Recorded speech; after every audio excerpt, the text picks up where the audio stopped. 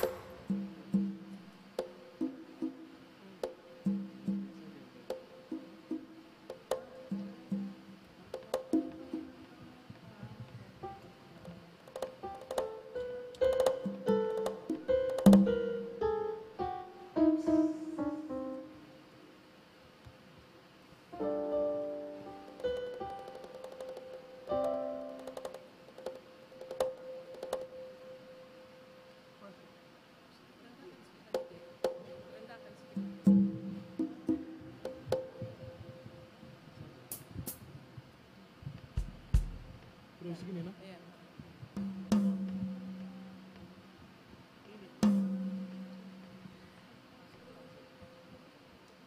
Shalom.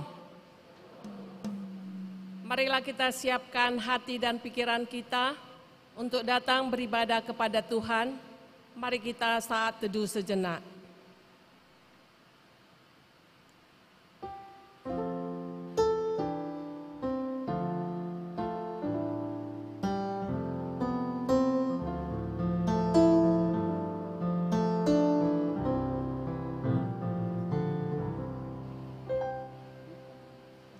Amin. Mari kita bernyanyi dari pelengkap Kidung Pujian nomor 216 ayat 1 sampai dengan ayat yang ketiga.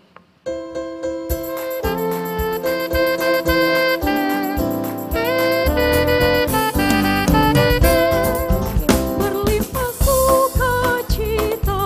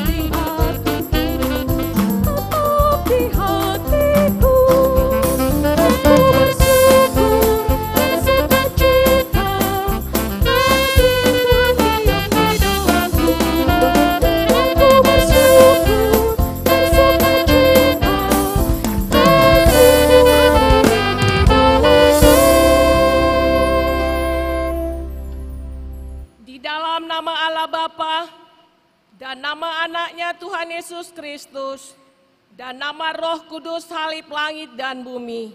Amin. Tuhan itu baik, Ia adalah tempat pengungsian pada waktu kesudahan. Ia mengenal orang-orang yang berlindung kepadanya. Haleluya.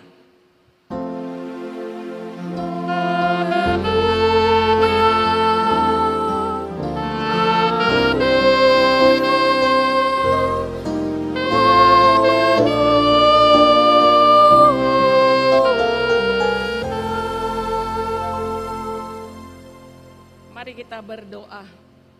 Ya Tuhan Allah yang Maha Kuasa, yang Maha Mulia dan benar, Engkau merendahkan orang yang tinggi hati dan meninggikan orang yang rendah hati.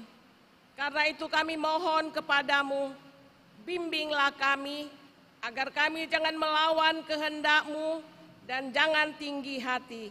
Akan tetapi pimpinlah kami dengan Roh-Mu yang kudus, agar kami senantiasa rendah hati, lemah lembut, dan baik hati terhadap semua orang, karena anak-Mu Tuhan Yesus Kristus Tuhan kami. Amin.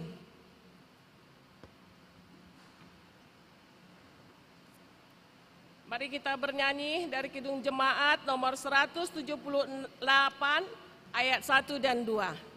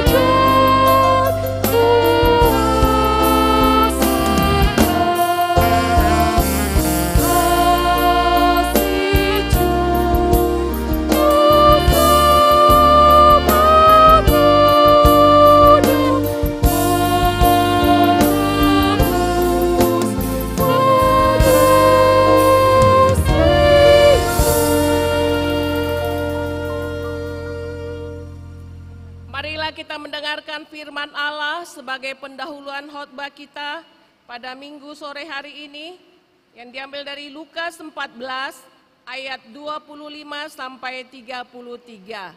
Lukas 14 ayat 25 sampai dengan ayat yang ke-33. Kita membaca secara responsoria, nanti ayat yang ke-33 kita sama-sama membacanya.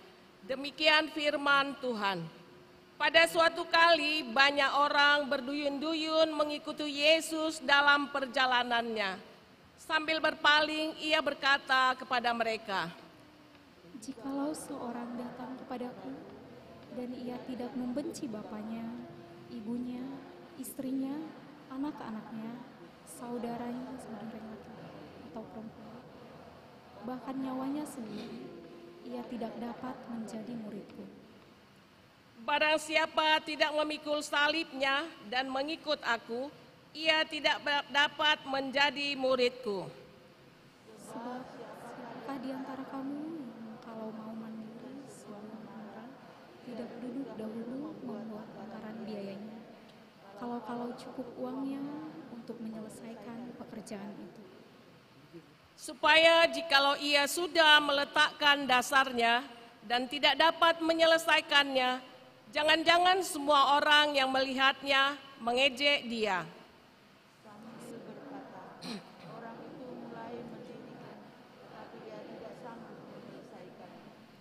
Atau raja manakah yang kalau mau pergi berperang melawan raja lain, tidak duduk dahulu untuk mempertimbangkan apakah dengan 10.000 orang ia sanggup menghadapi lawan yang mendatanginya dengan 20.000 orang? Jikalau tidak, ia akan mengirim utusan selama musuh itu masih jauh untuk menanyakan syarat-syarat perdamaian. Mari kita sama-sama ayat yang ke-33. Demikian pula lah tiap-tiap orang di antara kamu yang tidak melepaskan dirinya dari segala miliknya, tidak dapat menjadi muridku. Demikianlah pembacaan firman Tuhan. Yang berbahagia ialah mereka yang mendengarkan firman Allah dan yang memeliharanya. Amin.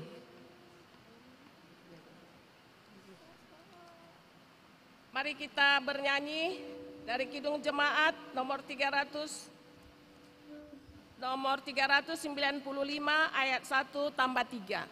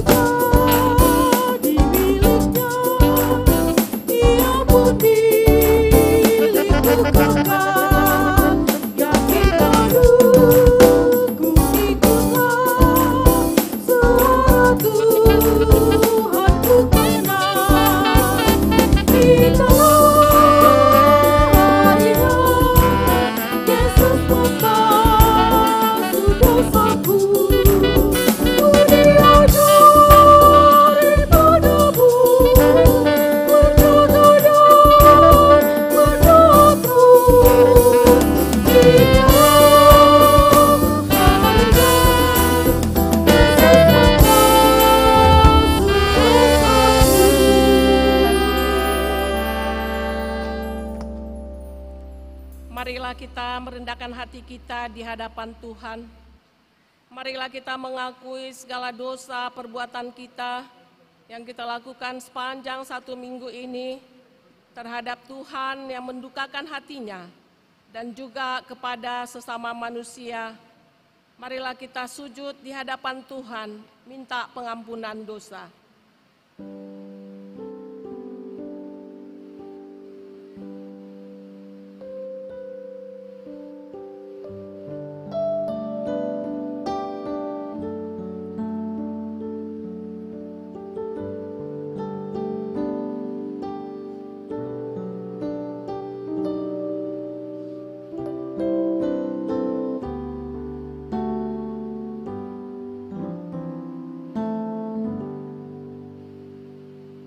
Marilah kita berdoa.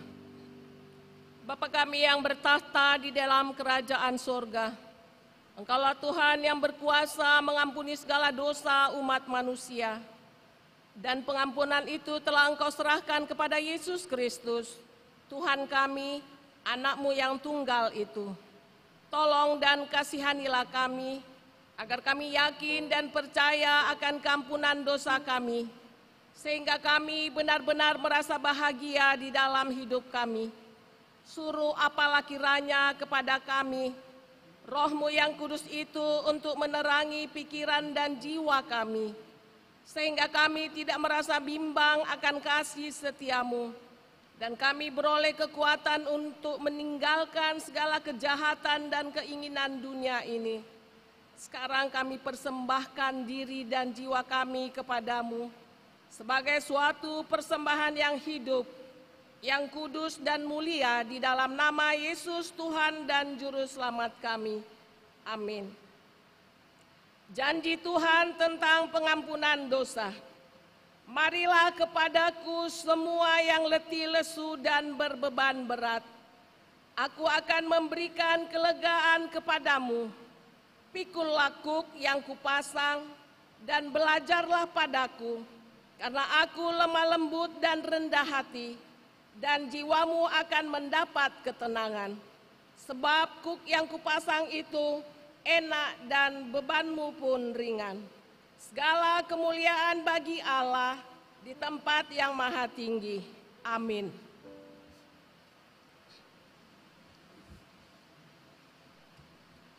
Mari kita bernyanyi dari Kidung Jemaat nomor 388 ayat 1 sampai dengan ayat 2.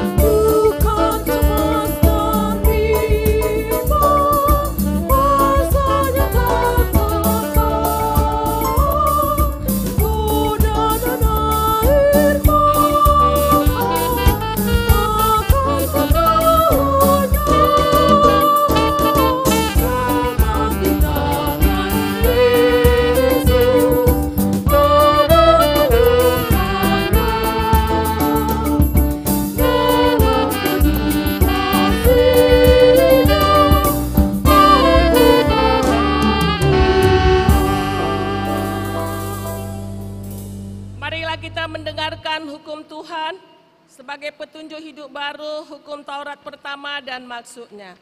Tita yang pertama, akulah Tuhan Allahmu, seru Tuhan kita, tidak ada boleh ada Allah lain kecuali aku. Maksudnya, kita harus lebih takut, lebih kasih, dan lebih yakin dan percaya terhadap Allah daripada terhadap segala-galanya. Marilah kita sama-sama memohon kekuatan daripada Tuhan. Ya Allah Bapa kami, berilah kami kekuatan untuk melakukan yang sesuai dengan hukum-Mu. Amin.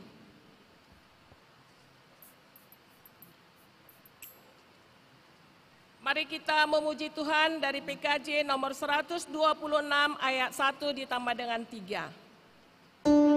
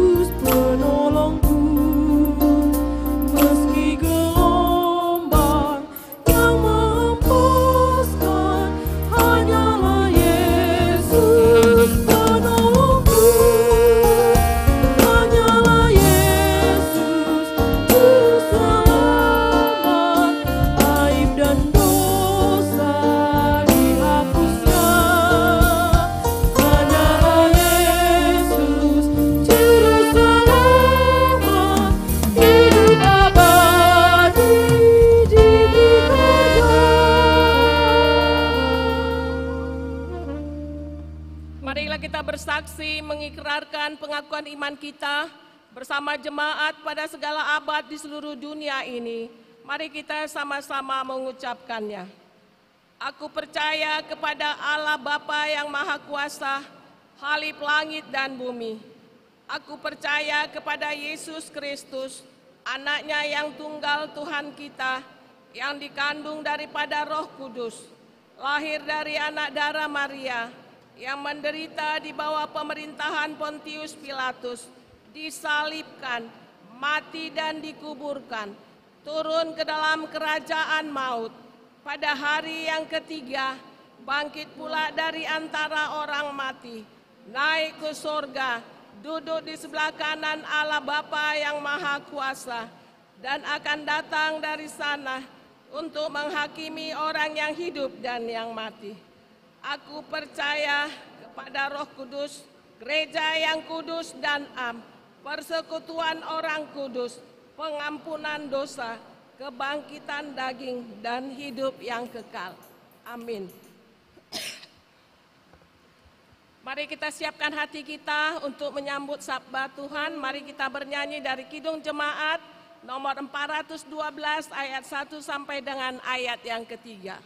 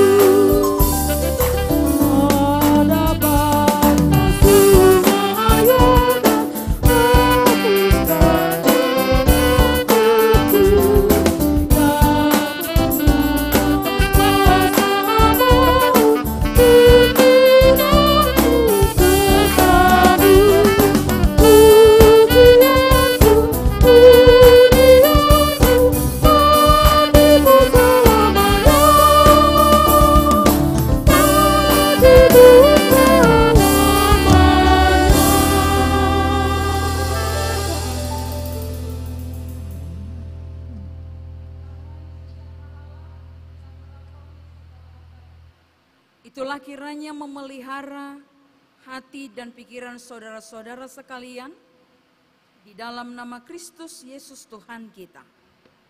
Amin. Shalom.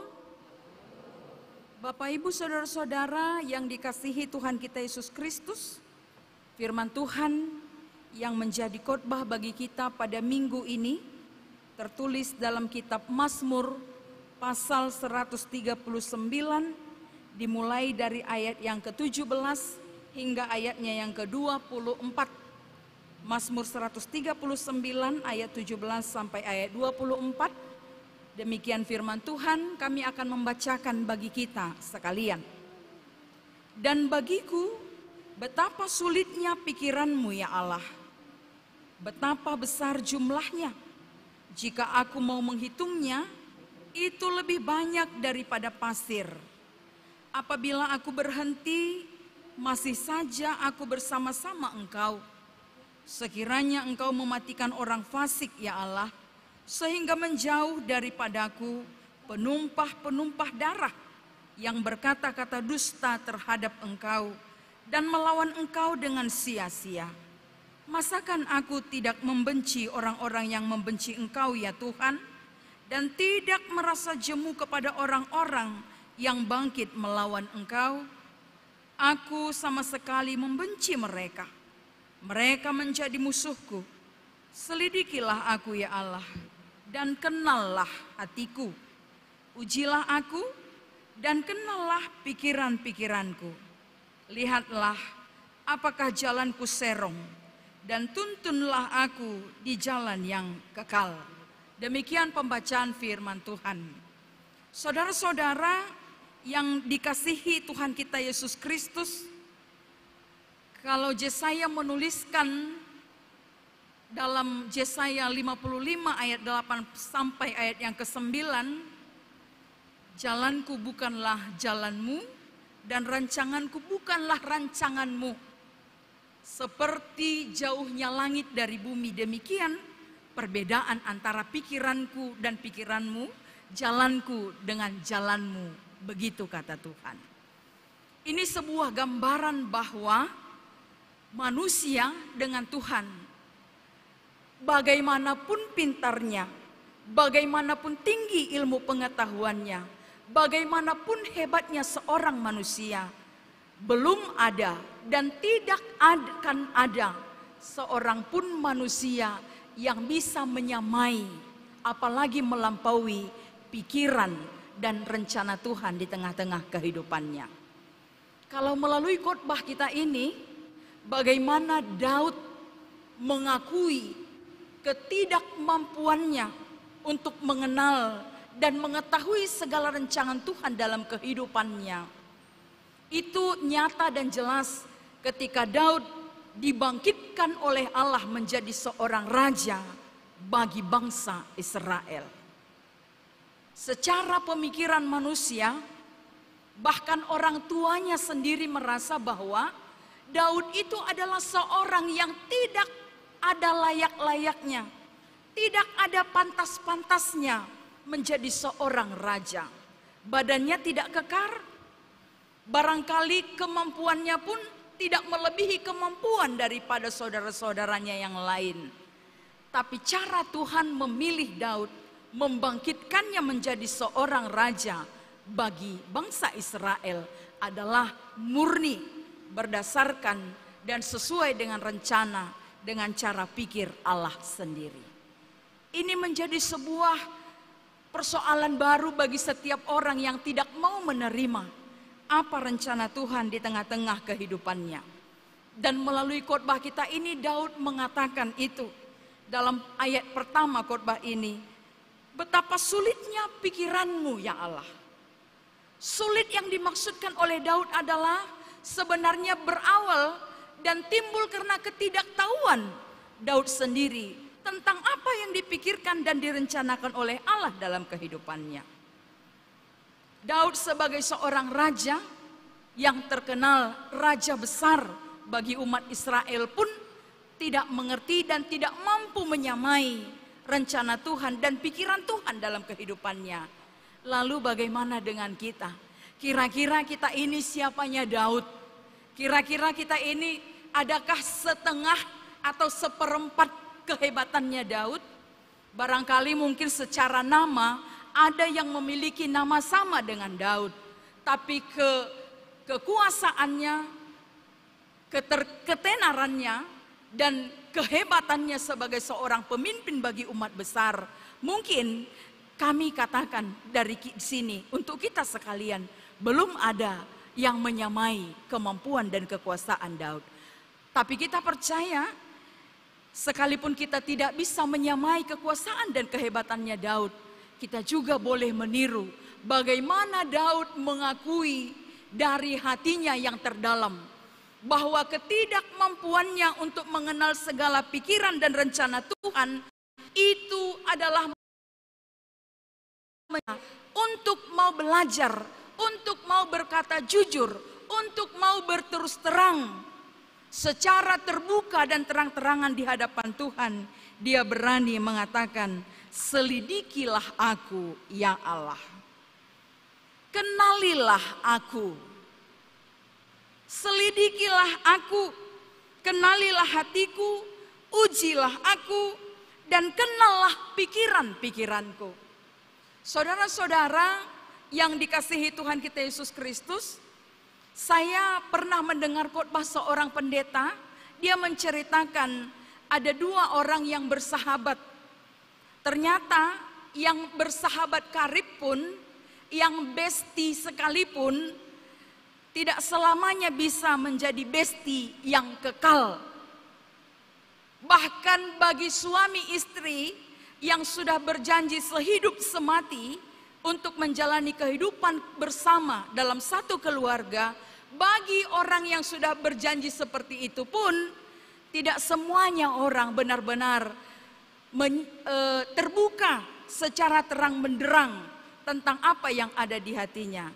Saya pikir kalau dari antara kita yang hadir di tempat ini, mungkin kalaupun ada benar-benar tidak punya rahasia, mungkin itu hanya 1/10 dari kita yang di sini.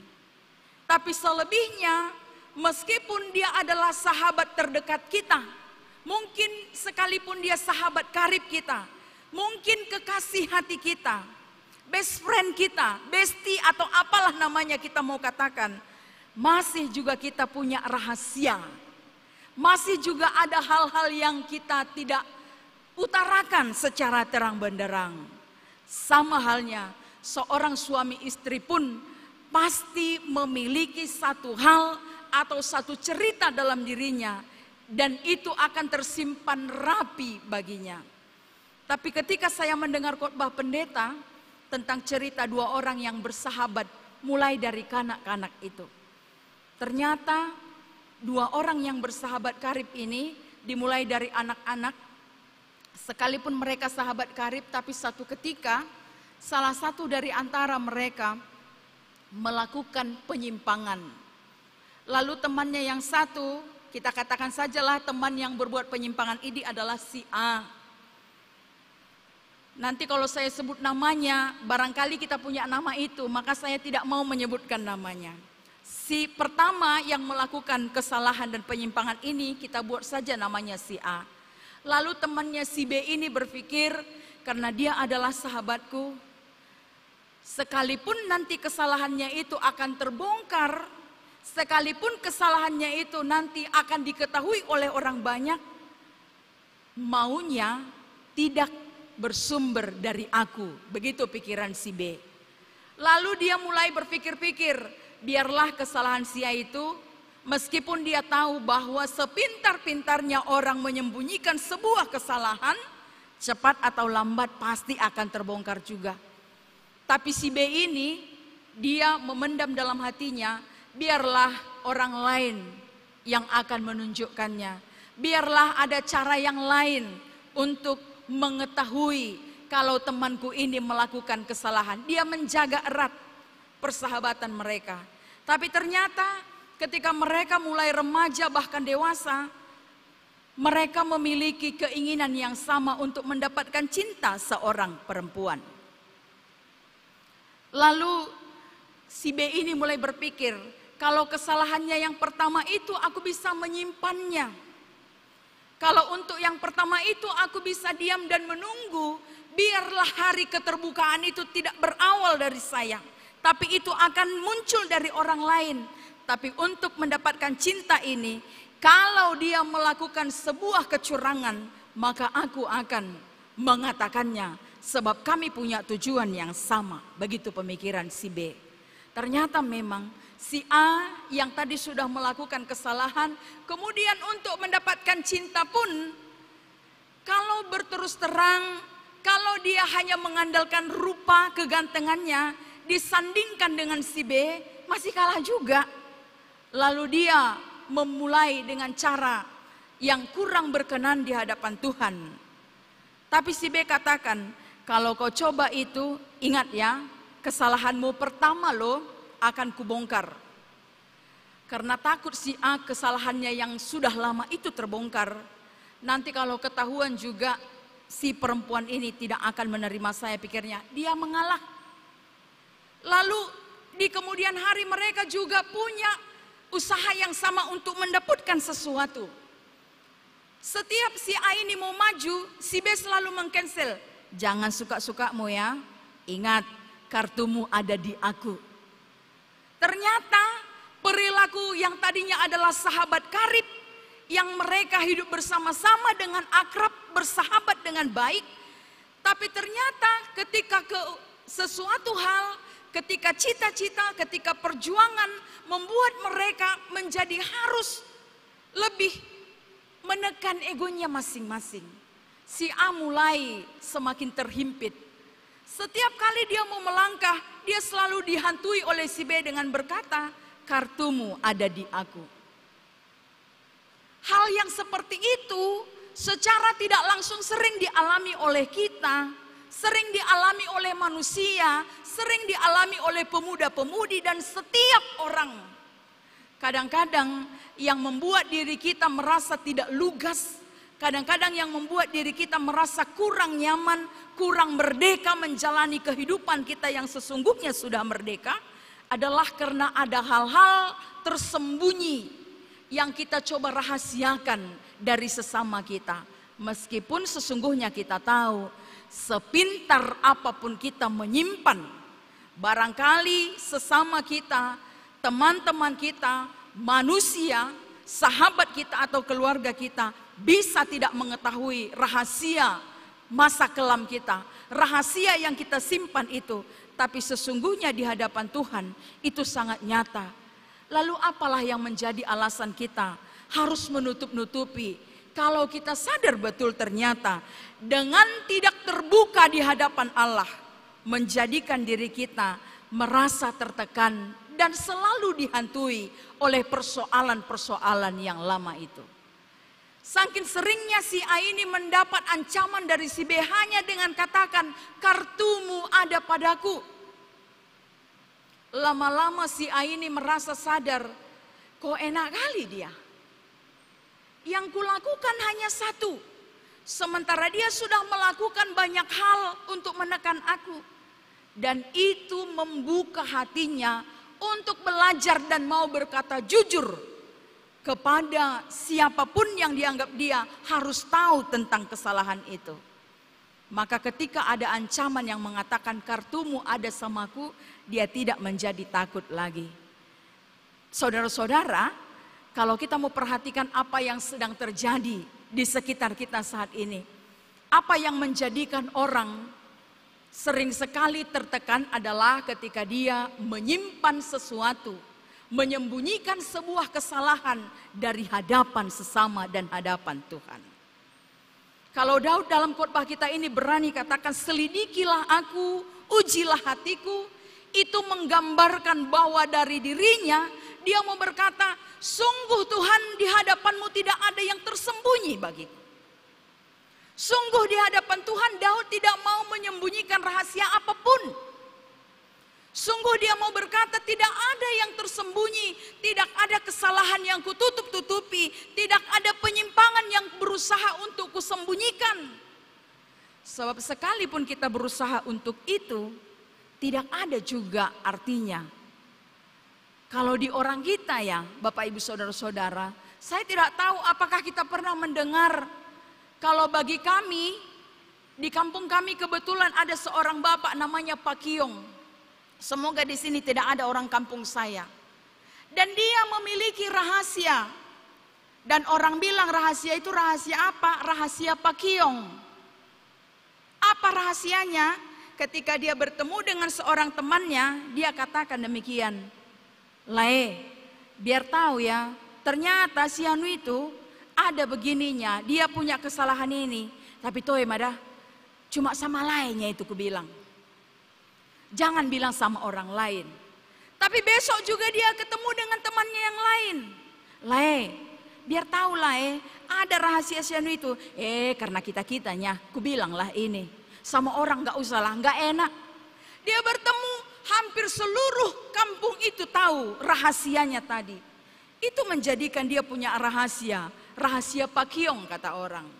Ya namanya itu terselah lah kita mau bilang siapa. Tapi kenapa itu disebut? Karena dia katakan rahasia, tapi bertemu dengan satu orang dia menceritakan. Bertemu dengan satu orang di tempat yang lain dia menceritakannya kembali. Ketemu lagi yang sama yang lain. Dia membicarakan dan hampir semua orang tahu.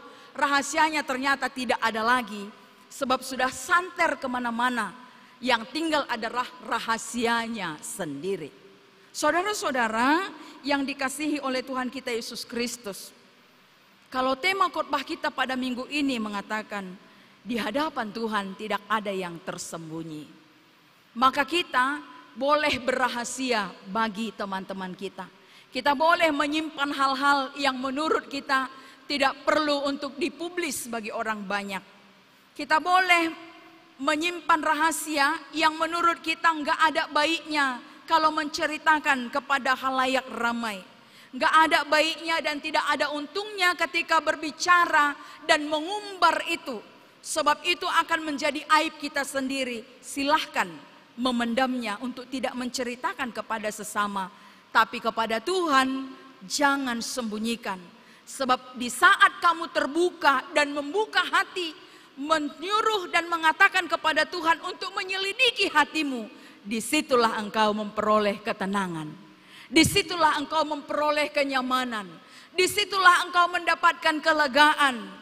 Yang tadinya kita merasa terbeban, masih banyak Tuhan beban hidupku, masih ada pergumulanku yang hingga hari ini, yang hingga saat ini saya belum punya solusinya.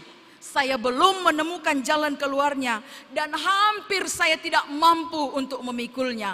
Di hari ini, di saat ini, di detik ketika kita membuka secara terang benderang kepada Tuhan, pada saat itu Tuhan mengambil alihnya. Tuhan menyelesaikannya bagi kita. Tuhan menuntaskannya untuk kita. Sehingga dengan lega kita mau katakan, ujilah hatiku Tuhan. Kenalilah aku, lihatlah, bahkan kalau ada yang bengkok, kalau ada yang tidak lurus, kalau ada yang tidak berkenan, kalau ada yang serong, maka tuntunlah aku di jalan yang kekal. Hal ini mengajak kita, saudara-saudara sekalian, untuk mau berkata jujur dan terus terang kepada Tuhan. Sebab di hadapan Tuhan tidak ada yang tersembunyi. Bahkan satu terkecil pun, atau mungkin sesuatu yang kita pikir kita sudah melupakannya, kita merasa itu sudah berlalu, kita merasa itu sudah tuntas. Tapi kata Tuhan, belum. Kamu hanya menutup-nutupinya, kamu hanya berpura-pura senang, kamu hanya berpura-pura lega, kamu hanya berpura-pura bahagia, kamu hanya berpura-pura tegar. Saya melihat isi hatimu. Engkau baru putus dengan mantanmu, engkau baru diputuskan dengan kekasihmu, engkau punya pergumulan dalam hal ekonomi, meskipun kamu berlagak seperti orang seolah-olah dicukupkan, seolah-olah berkelimpahan, dan engkau menutup-nutupi segalanya. Bagiku itu sangat nyata, gitu kata Tuhan. Karena itu dengan keterbukaan, dengan keberanian kita berkata, selidikilah aku Tuhan. Hari ini kita mau katakan, ketika Tuhan kita perkenankan untuk menyelidiki dan mengoreksi hati kita, bersiap jugalah, karena sesungguhnya dengan setiap koreksi, dengan setiap penyelidikan, tidak selamanya mendatangkan kebahagiaan bagi kita. Mungkin kita merasa sakit ketika ditegur oleh Tuhan, engkau sudah menyimpang, engkau sudah keterlaluan, engkau jalanmu sudah terlalu jauh dari aku. Balik, kata Tuhan. Hal itu mungkin tidak enak bagi kita. Tapi dengan berani mengatakan Tuhan selidiki, sekaligus meminta, memohon untuk Tuhan menuntun kembali ke jalan yang kekal. Perkenankan dia sungguh-sungguh menjadi penyelidik yang sempurna di dalam hidup kita. Menjadi penyelidik yang sempurna di hati kita. Jangan biarkan orang lain menyelidiki isi hatimu. Sebab ketika orang lain menyelidiki, sekalipun orang berkata kasihan, dalam prakteknya, dalam realnya, mungkin tidak semua orang yang berkata kasihan mengasihi kita. Banyak orang yang tertawa dengan mengatakan kasihan kepada kita.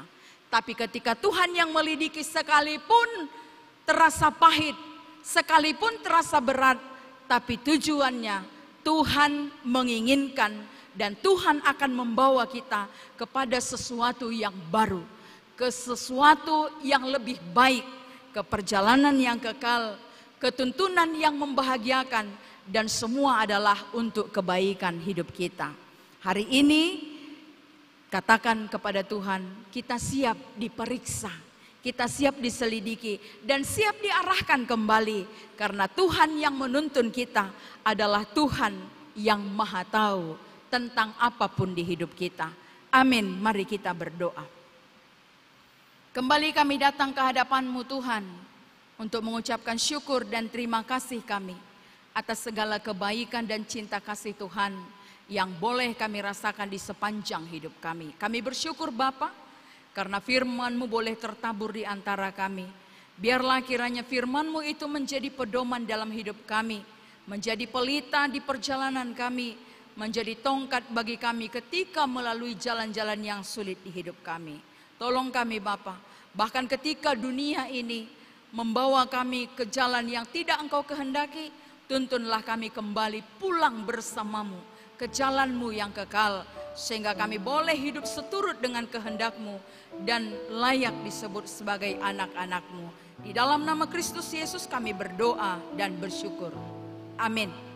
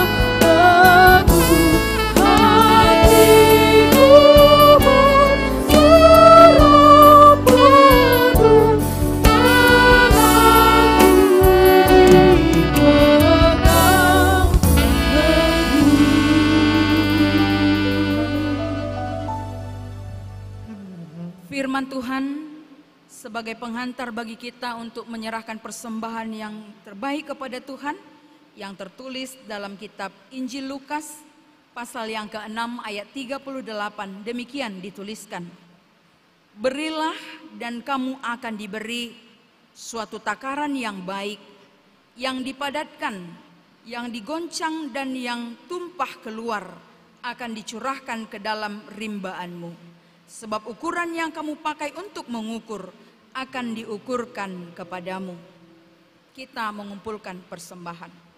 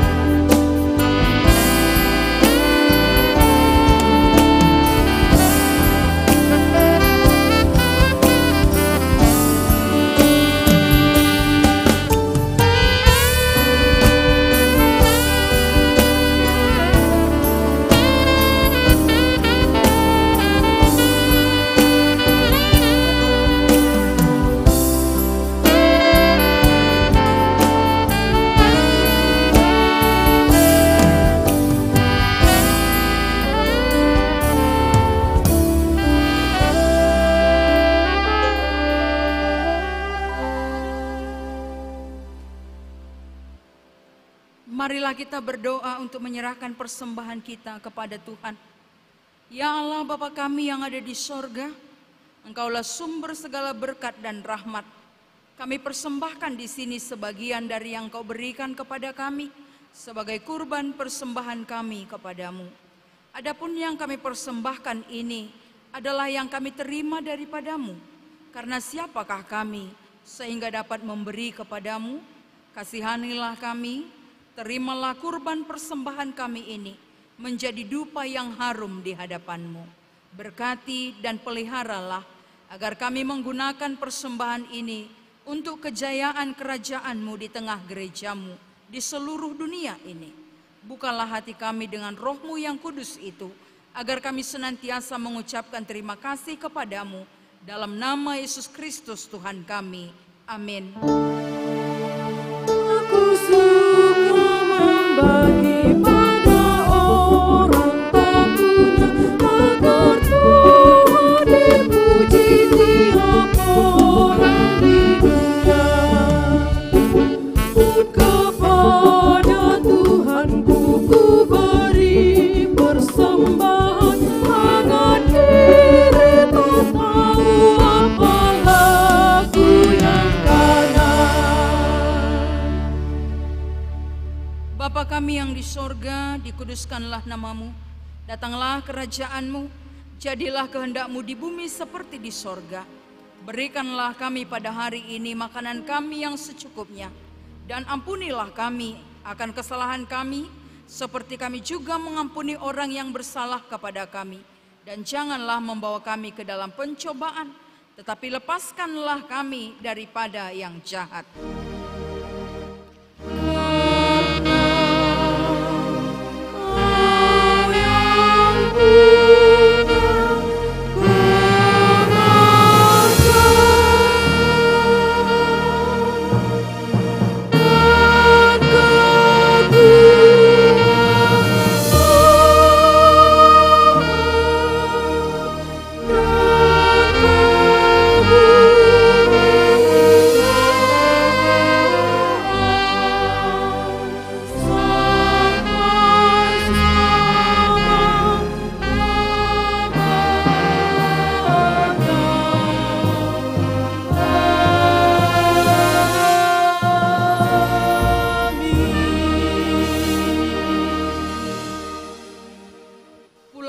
Sejahtera dan terimalah berkat Tuhan. Tuhan memberkati engkau dan melindungi engkau. Tuhan menyinari engkau dengan wajah-Nya dan memberi engkau kasih karunia. Tuhan menghadapkan wajah-Nya kepadamu dan memberi engkau damai sejahtera. Amin.